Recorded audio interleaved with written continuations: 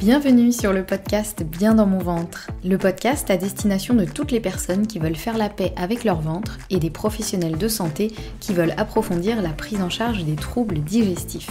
Je m'appelle Anne-Sophie Basquet, je suis naturopathe, formée à la micronutrition et passionnée par tout ce qui touche de près ou de loin à la digestion, au microbiote et à ce qu'on appelle le deuxième cerveau. Mon objectif, apprendre le plus de choses possibles sur tous ces sujets et vous les transmettre ensuite via ce podcast, mais aussi via des formations en ligne. Ici, chaque semaine, je vous dévoile mes dernières trouvailles et retours d'expérience en termes de santé naturelle, alimentation et hygiène de vie, pour que vous ou vos clients puissiez retrouver un ventre serein et une pleine santé physique et mentale. Bonne écoute! Bonjour et bienvenue dans ce nouvel épisode du podcast Bien dans mon ventre. On se retrouve aujourd'hui avec l'épisode 156 dans lequel nous allons parler de cette situation de que faire quand le client ne veut pas changer ou n'y arrive pas. L'idée de cet épisode m'est venue puisque hier nous avons eu une session live avec mes clients de la formation Naturo-Digest dans lequel on parle des différents cas clients qu'elles ont en consultation sur lesquels elles souhaitent qu'on réfléchisse tout ensemble. Et on parlait notamment de cette situation où les personnes ne veulent pas trop changer, soit elles le disent de manière assez frontale en disant non, ça je ne pourrais pas changer, je n'ai pas envie et c'est comme ça, ou soit on sent qu'elles tournent un peu autour du pot, et du coup je me suis dit que c'était intéressant d'en parler dans un épisode parce qu'en fait ça arrive systématiquement, quand on fait des consultations en naturopathie, on va avoir à la fois des clients hyper motivés qui vont vraiment être au taquet, vouloir tout changer, tout ce qu'on leur dit, vraiment suivre nos recommandations à la lettre quasiment, et puis on en aura d'autres pour qui il y aura beaucoup plus de résistance, et qui soit nous diront, voilà, encore une fois, nous diront clairement je peux pas ou je ne veux pas changer, ou alors ils nous disent qu'ils essayent mais ils essayent pas vraiment. Donc c'est un peu ce moment en consultation où on se retrouve un peu bloqué à se dire en fait je fais quoi, parce que là j'ai un peu l'impression de servir à rien puisque en fait la personne n'applique pas ce que je lui recommande ou ne veut pas appliquer, ou alors la personne est assez fermée. Ça arrive aussi parfois en consultation, des personnes qui sont un peu sceptiques et dès qu'on leur donne des conseils ou qu'on leur explique des choses sont un peu pas très convaincus, etc. Donc voilà, en gros c'est un peu ce moment où en consultation on identifie nous assez clairement ce qui freine l'évolution de la personne, mais elle passe pas à l'action, elle résiste, elle s'accroche en gros à ses habitudes. Pour vous donner des exemples très concrets de choses que j'ai eu moi en consultation ou que mes clientes de Naturo-Digest ont remonté un peu comme cas client, ça peut être une personne par exemple qui continue à prendre un petit déjeuner sucré alors qu'elle se plaint d'hypoglycémie et de fatigue par exemple, une personne qui dit ah non mais moi le petit déjeuner c'est pain, beurre, confiture, jus d'orange quoi, je pourrais pas manger autre chose. Ok, bon. Soit ça peut être une personne où elle dit elle-même par exemple qu'elle sait que le gluten ne lui convient pas et que quand elle en mange, elle est pas bien, mais elle n'arrive pas à l'arrêter. Ou quelqu'un par exemple qui a une vraie bonne raison d'arrêter le gluten, comme par exemple une maladie auto-immune, mais qui effectivement n'arrive pas ou n'essaye même pas ou résiste. Ou encore, ça peut être une personne qui en gros vit sous stress chronique, dort mal, mais ne fait rien pour à la fois changer son rythme de vie, ni soutenir son système nerveux. Voilà, c'est des exemples qui arrivent malheureusement assez fréquemment, et du coup je voulais un peu dans cet épisode revenir sur qu'est-ce qu'on peut faire, comment gérer ça, et puis qu'est-ce qu'on en pense aussi. Donc voilà, on peut se dire dans ces cas-là, qu'est-ce qu'on fait ? Est-ce qu'on insiste ? Est-ce qu'on lâche ? Est-ce qu'on recadre ? L'idée c'est pas de juger la personne ou de dire tant pis pour vous, ma petite dame ou mon petit monsieur, vous voulez pas changer, allez voir ailleurs. Même si parfois, on va le voir à la fin de cet épisode, on peut aussi en arriver à ce niveau-là. Moi ça m'est déjà arrivé de dire à des personnes en fait j'ai atteint mes limites de ce que je peux faire avec vous, et tant que vous voudrez pas changer telle ou telle chose, on pourra pas aller plus loin en fait, et je suis désolée mais ça sert à rien qu'on continue à se voir en consultation, puisqu'en fait là je peux plus rien faire. C'est rare, ça m'est arrivé une fois ou deux, mais bon, des fois ça arrive. Mais donc avant d'en arriver là, voyons un petit peu ce qu'on peut faire pour aider la personne et comment effectivement gérer ce genre de cas. La première étape, ça peut être déjà de vérifier que la personne elle a vraiment compris pourquoi est-ce que c'est important qu'elle change. Parce que parfois, le blocage, il vient en fait simplement d'un manque de compréhension profonde. On pense que la personne, elle a compris pourquoi elle devait changer, mais en réalité, elle n'a pas forcément intégrer vraiment le pourquoi. Elle n'a pas vraiment compris, donc elle nous voit peut-être un peu comme... vous savez, il y a des gens, des fois, moi, ils venaient me voir, ils me disaient « Je sais que vous allez me dire qu'il faut que j'arrête ça, etc. » Et des fois, en plus, je leur disais « Bah non, pas forcément, enfin, ou en tout cas, pas dans un premier temps, parce que c'est pas forcément adaptable et applicable pour votre situation. » Donc des fois les gens étaient surpris en mode « Ah bon, mais je pensais que vous alliez me dire de changer absolument tout. » Bah non, des fois c'est pas non plus le plus pertinent. Mais des fois c'est ça, les gens ils se disent « Oui, je sais que mon naturopathe il va me dire d'arrêter ça ou de faire ça. » Mais en fait ils savent pas vraiment pourquoi. Donc parfois vraiment juste prendre le temps d'expliquer clairement, eh bien ça peut aider. Parfois ça peut être intéressant aussi, j'avais une cliente qui suggérait ça hier, ça peut être de conseiller à la personne une ressource, par exemple un livre ou un article ou une vidéo YouTube ou quelque chose qui explique pourquoi ça peut être intéressant, imaginons, je sais pas, prendre un petit déjeuner salé plutôt qu'un petit déjeuner sucré, si on reprend cet exemple-là. Et si la personne est un peu curieuse et un peu motivée et qu'elle lit ce livre ou qu'elle regarde cette vidéo YouTube ou autre, bah, ça peut aussi l'aider parce que parfois les mots viennent pas de nous, donc elle se dit bon ça vient de quelqu'un d'autre et ça lui permet de faire elle-même son propre cheminement et de se dire ah oui ok en fait je comprends parce que nous en consultation on a un temps qui est quand même assez long en général mais qui est quand même limité. Si la personne prend elle-même le temps de lire un livre par exemple, et ben ça peut être beaucoup plus parlant pour elle parce que dans un livre on rentre vraiment plus dans le détail, souvent il y a des exemples, etc. Et peut-être que la personne va lire le livre et se dire ah ouais mais en fait je me reconnais exactement dans cette situation et du coup je comprends vraiment pourquoi il faut que je change telle ou telle chose. Alors bon, il faut déjà que la personne soit un peu motivée pour lire un livre par exemple, mais ça peut être aussi avec une vidéo YouTube ou quelque chose d'un peu plus court. Et ça peut être simplement nous de prendre le temps de lui expliquer en consultation, clairement, avec pas forcément avec des termes techniques, mais ça peut être avec des images. Moi j'utilise souvent des métaphores, des trucs un peu bancal, un peu imagé, mais au moins ça parle aux gens en fait, plutôt que d'essayer de faire genre avec des termes super techniques, et les gens ils me regardent avec des grands yeux, ils comprennent rien. En fait souvent je leur explique avec vraiment du concret et des images, des choses très simples mais très concrètes. Et ne pas hésiter à demander à la personne aussi, est-ce que vous comprenez pourquoi je vous propose ça? Est-ce que vous comprenez ce qu'il y a derrière? Et est-ce que vous comprenez que c'est pas pour vous embêter, c'est pas parce que tout le monde doit faire comme ça, ou voilà, c'est parce que vous, dans votre situation, voilà pourquoi ça pourrait être intéressant. Est-ce que vous comprenez? Et ça, c'est important de valider avec la personne aussi et de la rendre aussi vraiment actrice de tout ça et de pas juste l'idée c'est pas que ce soit une information descendante de mon naturopathe m'a dit qu'il fallait que je fasse ça donc je le fais ou je le fais pas parce qu'en fait ça m'emmerde et voilà. L'idée c'est vraiment que la personne elle puisse comprendre. On dit souvent que les naturopathes on est un peu des éducateurs de santé. Pour moi c'est vraiment ça, on a vraiment ce rôle d'expliquer aux personnes pourquoi. Et après, ça fait pas tout, mais des fois, ça change quand même les choses parce que les gens disent « Ah, mais en fait, on m'avait jamais expliqué ça et là, je comprends concrètement. Donc oui, bien sûr, je suis plus motivée à changer, alors qu'avant, je pensais juste que c'est parce qu'il fallait faire comme ça et puis c'est tout, quoi. » Donc voilà, selon la personnalité de la personne, ça peut être intéressant, effectivement, de vraiment prendre le temps de lui expliquer. L'étape numéro 2, pour moi, dans ce genre de situation, c'est aussi de rassurer et de ne pas culpabiliser. D'expliquer à la personne que on comprend en fait, qu'on n'est pas juste là pour lui dire quoi faire en étant complètement détaché. C'est par exemple dire à quelqu'un il va falloir arrêter de manger du gluten. Sur le papier ça a l'air très facile, mais dans la réalité c'est un tel chamboulement, surtout en France, nous les Français on est quand même très attachés à notre baguette de pain. Et donc ça peut être intéressant de rassurer et d'humaniser la chose. Donc vraiment de dire je sais à quel point changer c'est inconfortable.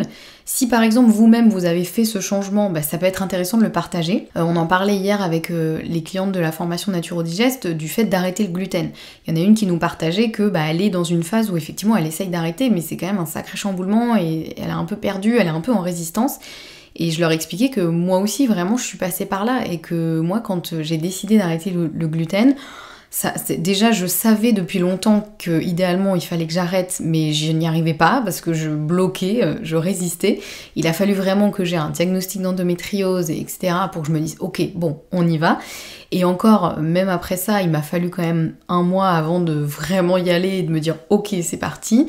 Donc ça peut être des choses intéressantes à partager aussi avec la personne pour montrer qu'en fait on est tous pareils et que c'est pas parce que on dit oui il faut arrêter de manger ça par exemple que c'est hyper facile et qu'on minimise la chose. Donc faut pas hésiter à montrer qu'on comprend, qu'on n'est pas là pour juger, qu'on est là pour accompagner et que nous aussi des fois soit on a eu du mal à mettre en place ces changements-là, ou même, moi, parfois, j'hésitais pas à dire à mes clients, tu sais, ce conseil-là, je te le donne, mais moi-même, j'ai du mal à l'appliquer. Donc, voilà, je sais que c'est pas forcément évident. Voilà ce que moi, je mets en place pour m'aider à appliquer ce conseil. Peut-être tu peux essayer, ça peut fonctionner pour toi. Et voilà, vraiment me mettre en position d'équipe, quoi. De dire, on est une équipe et en fait, je suis pas là en étant la personne parfaite, la naturopathe qui fait tout bien et qui juste te dit ce qu'il faut faire. Et t'as qu'à faire ça, c'est hyper facile. Et voilà, si tu le fais pas, c'est que t'as pas de volonté.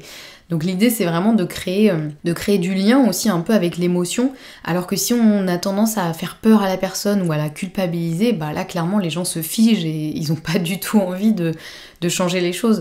Donc faut pas hésiter à, même si on n'est pas là pour parler de nous, il faut pas oublier que la consultation elle est orientée vers le client, mais parfois juste de faire une petite parenthèse en disant tu sais moi aussi je suis passée par là et moi aussi ça a été vraiment dur et voilà ce qui m'a aidée et voilà aujourd'hui les bénéfices que j'en retire. Et peut-être, par exemple, moi pour le gluten, je dis souvent que finalement ça a été plus facile que ce que je pensais. Et du coup, c'est intéressant aussi de le partager, quoi, de dire, tu vois, moi vraiment, je m'en faisais toute une montagne et en fait, ça a été plus facile que ce que je pensais pour telle et telle raison, voilà ce que j'ai fait, voilà les moments où effectivement, je vais pas te mentir, c'est plus difficile, mais voilà, globalement, à quoi ça ressemble, etc. Ne pas hésiter aussi à partager des recettes, des choses qui vont faciliter la vie de la personne et lui dire, voilà, t'as pas forcément besoin de repartir de zéro, de chambouler absolument toute ta vie. Regarde, imaginons que t'as l'habitude de manger tel truc, et voilà, je te donne une recette de à peu près la même chose, mais sans gluten. Essaye, fais-le, vois si ça te plaît, et comme ça la personne elle se retrouve pas face à un espèce d'océan d'inconnus où elle se dit faut que j'aille chercher des recettes, faut que j'aille acheter 36 bouquins et je sais pas par où commencer. Voilà, on peut aussi un peu refiler nos bonnes idées, nos tips, des recettes, des choses qui peuvent aider la personne en lui montrant encore une fois qu'on est là pour l'accompagner. On n'est pas là pour la punir, on n'est pas là pour faire la relou de service qui dit il faut arrêter ci, il faut arrêter ça, etc. Donc voilà un petit peu pour l'étape numéro 2. Maintenant, l'étape numéro 3, je dirais que c'est parfois de proposer des alternatives réalistes. Si la personne, par exemple, elle n'est pas prête à faire 100% du chemin, on peut peut-être lui proposer un premier pas. Un exemple qui revient souvent, c'est une personne qui a l'habitude de manger sucré le matin et qui me dit moi je peux pas manger salé, je sais qu'il faudrait que je mange des œufs par exemple au petit déjeuner, mais rien que de les voir ça me dégoûte. Vraiment, ça me donne la nausée, j'ai des hauts de cœur, je peux pas manger salé ou l'idée de manger, je sais pas, du pain, du fromage, c'est inconcevable, etc. Bon, la personne, je vais pas juste lui dire « Ah c'est dommage, hein, tant pis pour toi ». Bon, du coup, je vais essayer de trouver des alternatives, même si c'est pas l'idéal.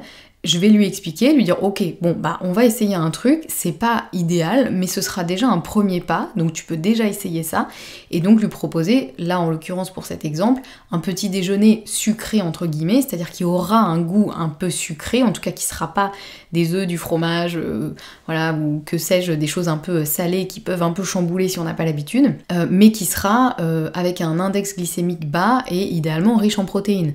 Donc par exemple, ça peut être on en parlait justement hier pendant le live avec les clientes de Naturo-Digest, ça peut être de proposer de prendre du pain, du coup donc du pain de qualité, soit un bon pain en levain, fait avec des farines de blé ancien, etc.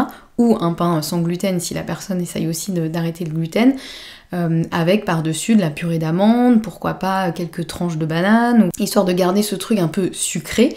Mais en même temps, il y a un petit peu de protéines dans le beurre d'amande, ça a quand même un index glycémique bien plus bas que la confiture par exemple, donc même si on met quelques tranches de banane, c'est pas c'est pas non plus l'énorme cata. Et surtout moi ce que je conseille aux gens c'est déjà d'essayer, de se laisser le temps aussi de s'habituer à ça, parce que si la personne elle a l'habitude de manger je sais pas, un croissant ou du pain, de la confiture et du jus d'orange le matin au petit-déj, en gros, ces papilles gustatives sont hyper habituées à avoir un shot de sucre dès le matin. Donc son corps, il va un peu réclamer ça. Donc il faut aussi peut-être un temps d'adaptation pour qu'elle puisse se dire, ok, au début c'est un peu bizarre, mais finalement au bout de quelques jours, je commence à apprécier et ça commence à me plaire, etc. Donc ça peut être intéressant de faire ça, et surtout, moi ce que j'aime bien faire, c'est demander aux gens de faire attention à comment ils se sentent après ça. J'hésite pas à leur dire, regarde, quand tu manges ce type de petit déjeuner par exemple, versus quand tu manges un croissant avec un jus de fruits, comment tu te sens? Est-ce que après tu te sens différent? Est-ce que en termes de digestion, en termes d'énergie, en termes d'humeur sur la journée, est-ce que tu vois une différence ou pas? En espérant très fort que la personne voit une différence. Et la plupart du temps, c'est le cas. Il y a aussi des personnes qui voient pas de différence, parce qu'ils sont trop habitués à ne pas trop faire attention à comment ils se sentent, ou alors juste parce qu'ils ont un métabolisme hyper résistant. Mais bon, en général, les gens disent, c'est vrai que quand même, quand je prends ce type de petit déjeuner, je me sens quand même un peu mieux, j'ai moins envie de me jeter sur le distributeur à 10h, le distributeur de friandises, etc. J'ai moins besoin de boire 3 cafés dans la matinée, etc. Donc voilà, ça peut être un peu pour créer une dynamique de changement sans forcément révolutionner toute leur vie. Donc ça, c'était l'exemple du petit déjeuner, mais ça peut être aussi, par exemple, si la personne essaye d'arrêter le gluten, on peut lui proposer de faire du pain au sarrasin, par exemple, dont je vous parlais dans un autre épisode. On peut lui donner la recette ou voilà, lui expliquer un peu comment faire au lieu de retirer tout le gluten d'un coup. Mais si par exemple sa principale source de gluten à cette personne c'est le matin au petit déjeuner, elle a tendance à manger du pain qui est pas de super qualité, on peut se dire tiens, on essaye, on remplace le pain que tu manges le matin au petit déjeuner par du pain au sarrasin. Déjà on fait ça. Et le reste, on verra après. Faut pas hésiter non plus à y aller par étapes. Il faut pas oublier que nous-mêmes, ça dépend. Il y a des personnes qui ont besoin de changer du tout au tout. Ça dépend vraiment de la personnalité de la personne.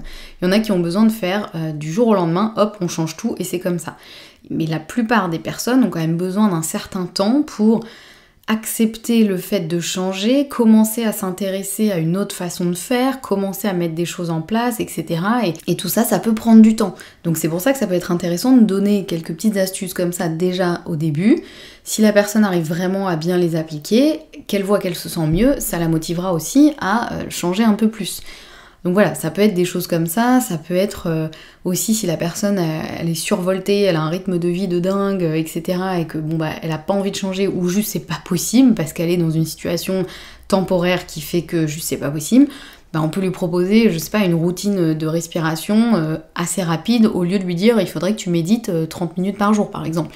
Voilà, c'est des petits exemples, mais c'est des choses où, même si on se dit, c'est pas forcément parfait, c'est déjà ça en fait. Et les gens ont parfois besoin de faire un premier pas avant de pouvoir vraiment changer plus de choses dans leur vie. Ensuite, une autre étape qui peut être intéressante, étape 4, ça peut être d'explorer un peu les causes, je dirais les causes invisibles de résistance ou peut-être d'essayer d'autres biais. Parfois, les personnes, elles n'arrivent pas à changer des choses et du coup, elles culpabilisent énormément et en fait, on se rend compte que c'est vraiment pas une question de manque de volonté, c'est une question, c'est biologique quoi. C'est pas psychologique, c'est biologique. Et parfois, le fait de leur expliquer ça, ça peut aider. Pour vous donner un exemple concret, dont on parlait justement dans le live d'hier, si une personne a par exemple des pulsions sucrées le soir, c'est-à-dire que la journée elle mange plutôt bien, mais le soir, après le dîner, ou en fin d'après-midi, ou voilà, en tout cas en soirée, là elle a des pulsions sucrées de dingue, elle peut pas s'empêcher.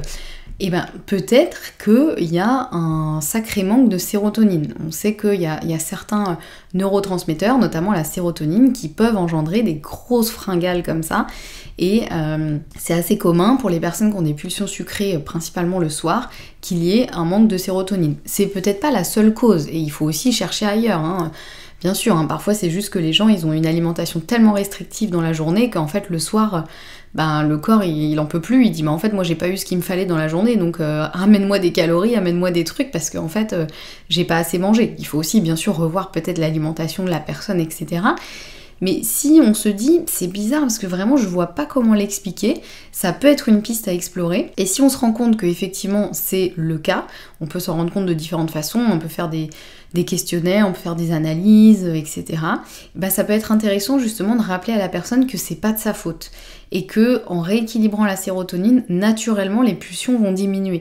Et ça peut aider parce que parfois les gens culpabilisent, se sentent vraiment nuls et se disent mais je n'y arrive pas, je comprends pas, c'est horrible, j'ai aucune volonté, vraiment j'essaye mais c'est dur, et ça crée un peu un cercle vicieux. Et parfois juste de leur dire mais en fait ce n'est pas de ta faute et c'est pas une question de volonté. En fait là c'est ton corps qui t'envoie un message auquel il est quasiment impossible de ne pas répondre. Donc on va peut-être travailler différemment et on va plutôt que d'essayer de se battre contre ces pulsions sucrées et te dire non tu résistes et puis t'as qu'à te faire une tisane et puis comme ça te passera l'envie. Ça peut marcher, mais parfois il faut vraiment aller travailler différemment et se dire ok, potentiellement il y a des carences, il y a des déséquilibres à creuser sur plein d'aspects différents, et bien si on s'occupe de ça, en fait naturellement la personne elle va se dire ah mais c'est vrai, tiens le soir j'ai plus envie de m'enfiler la tablette de chocolat entière, finalement ça va beaucoup mieux à ce niveau-là, alors que en fait elle a même pas eu à résister, c'est naturellement ça s'est fait parce qu'on a rééquilibré d'autres choses. Donc ça va être intéressant de creuser quand la personne a, ou par exemple une personne qui vous dit je procrastine, j'arrive à rien, j'ai aucune volonté, etc. Bah, peut-être qu'il faut aussi regarder du côté de son système nerveux, son état de fatigue. Enfin voilà, encore une fois, c'est pas toujours juste une question de volonté. Parfois il faut aller voir un peu à côté et soutenir les gens, quitte à mettre un peu des espèces de béquilles temporaires, c'est-à-dire de pourquoi pas donner un complément alimentaire qui va un peu servir de béquille, alors que si la personne elle changeait son hygiène de vie, elle pourrait naturellement retrouver, on va dire, un équilibre, mais en fait le complément alimentaire va juste l'aider temporairement à reprendre un peu surface, refaire surface et pouvoir amorcer un changement. Des fois moi j'explique aux gens que c'est parfois mieux de travailler comme ça.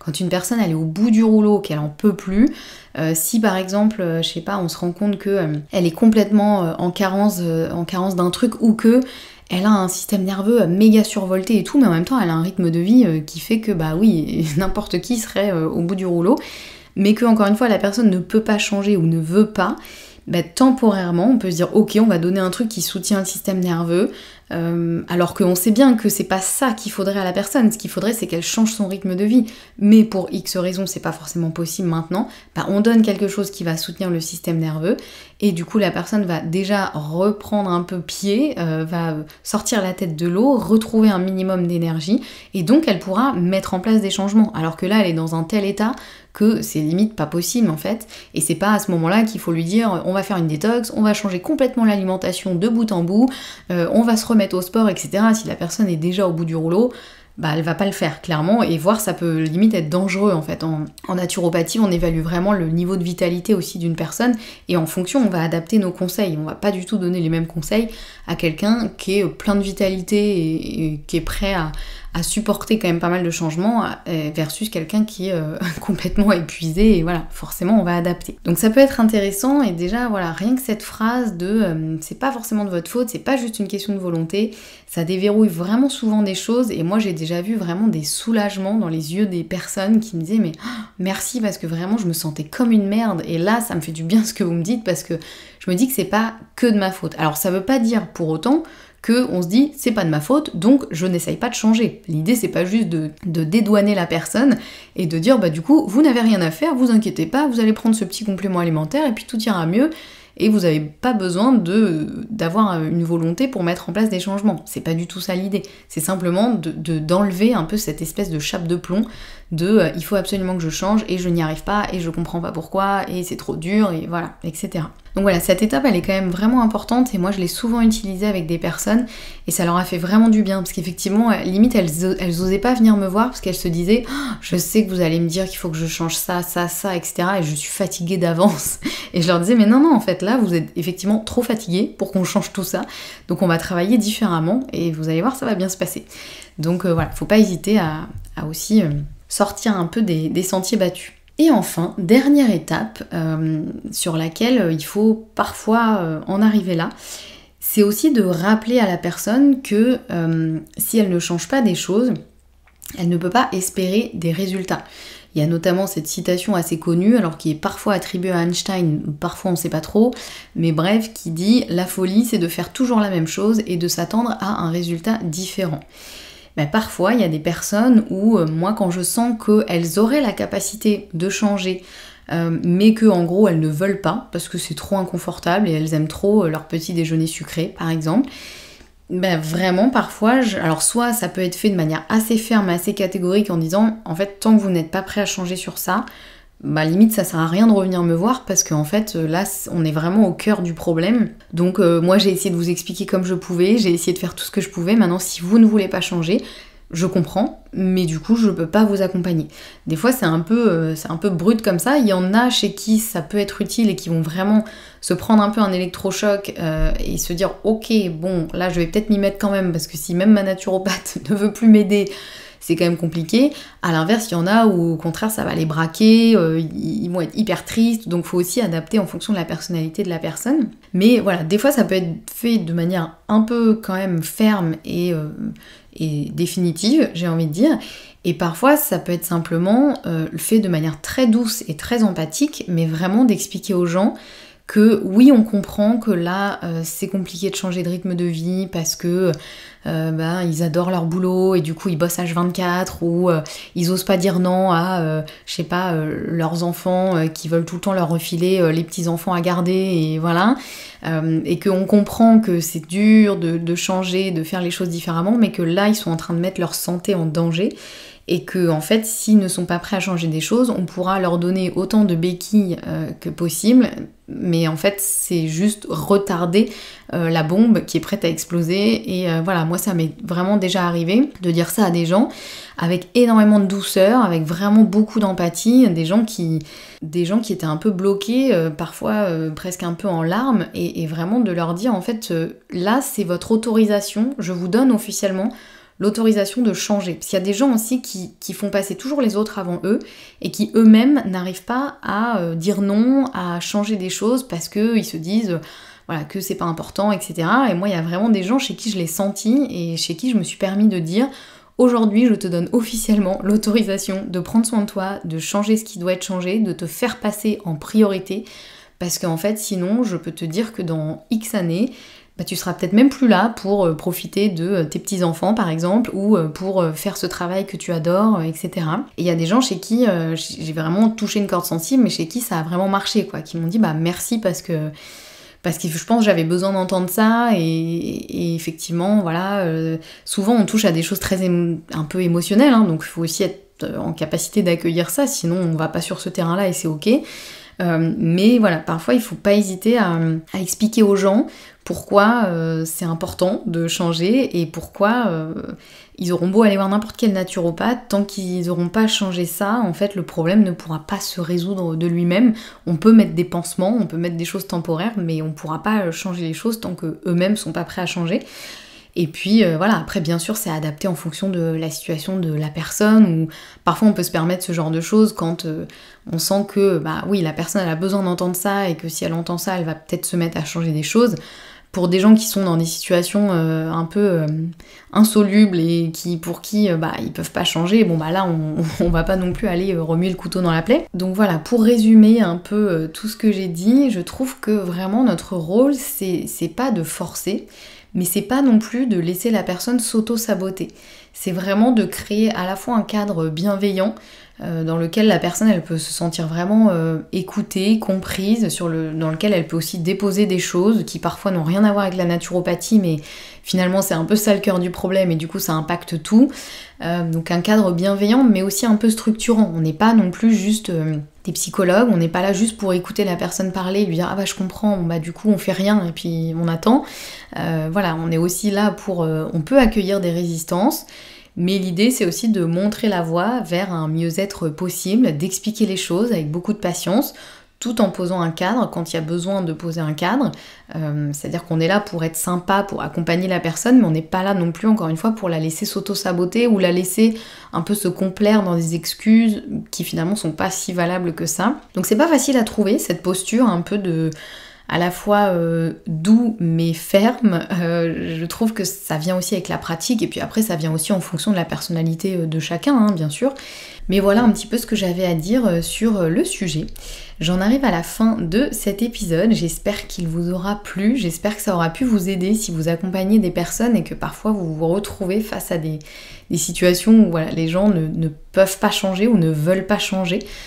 Donc qu'est-ce qu'on fait dans ces cas-là? J'espère que ces différentes étapes auront pu vous aider. Si vous souhaitez approfondir vraiment les troubles digestifs et aussi vous sentir soutenu dans votre pratique, n'oubliez pas qu'il y a la formation Naturo-Digest dont je vous parlais un petit peu dans cet épisode. Donc c'est vraiment la formation que j'ai créée pour approfondir toutes les connaissances nécessaires pour prendre en charge les troubles digestifs. Et puis aussi c'est devenu vraiment cette formation une belle communauté.